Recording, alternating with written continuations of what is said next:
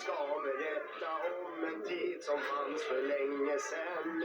En tid när människan ej var drakens bästa vän. Det var ju andra tider då vi hade ingen fred.